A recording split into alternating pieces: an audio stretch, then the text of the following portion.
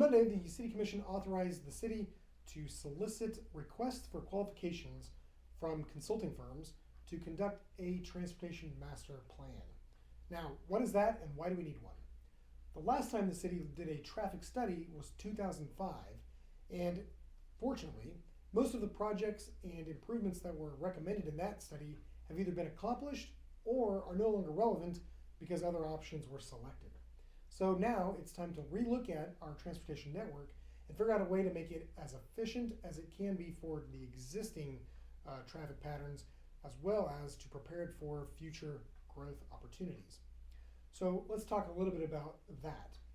So the city of El Dorado is currently proactively marketing large tracts of land located in the north area of the community, where the former coastal refinery and other lands to the north are located, as well as looking at land that is located west of the turnpike for industrial development. When we land an industrial development, we will need, however, to have transportation routes that will need to be built in most cases to accommodate traffic volumes, increasing traffic volumes at that. So generally speaking, we're looking at kind of two types of traffic patterns.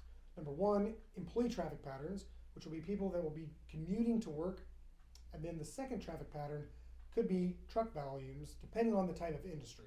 So that would be products that will be coming into a plant to be further refined into final products, and then traffic patterns that will be coming out of the plant to take those products to market. So as we look at our overall network, we want to make sure that the traffic patterns can be accommodating, not only for existing traffic patterns, but again, for that future growth. And so we're going to be looking at existing traffic patterns, like for example on 6th Avenue. We'll also be looking at traffic patterns along Central, but we'll also be looking at traffic patterns that could affect roads that need to be improved. For example, Refinery Road going east and west to the north, and Topeka Avenue going north and south. The last two, Topeka and Refinery Road, are two roads that would have to be part of the city's capital improvement plan so that we can actually plan for the improvement of those roads at some subsequent time in the future. Most of that improvement will largely be dictated based on a triggering event, meaning that we are selected for an industrial development and they need a road to get to those pieces of property. Right now, if you go up to this part of the city, Refinery Road is an unimproved gravel road, not very suitable for large volumes of traffic. And Topeka Avenue is also unimproved, and while it may have some hard top surface, it is very uneven and actually a very rough ride. And so that also would not be very accommodating for larger volumes of traffic.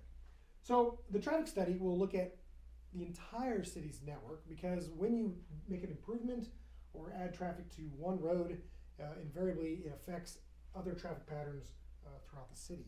So we're going to be looking at a lot of different things with the goal of really establishing kind of a benchmark of where our existing traffic patterns are, but then more importantly, developing projects that need to be done either now or in the near future, and projects that will be based on development opportunities, so that we can then begin to plan them as part of our capital improvement planning process, which I hope to talk about in a subsequent video.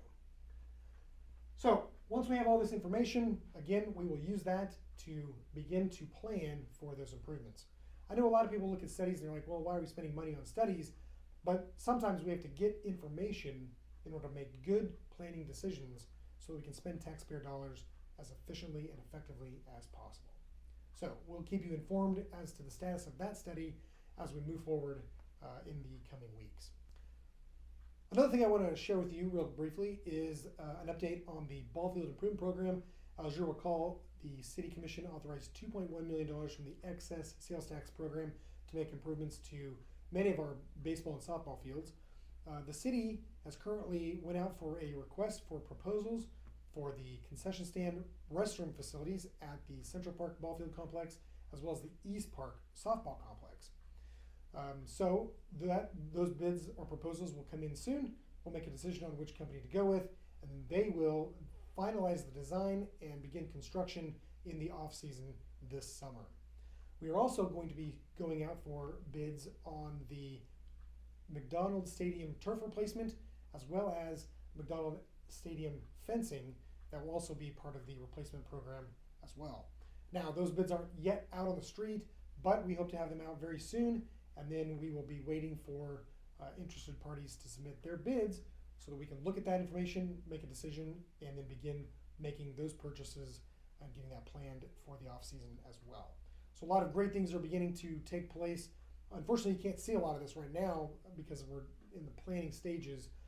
Most of this activity will actually take place in the summer months, but be rest assured that activity is taking place so that we can get these facilities in tip-top condition for the next baseball softball season.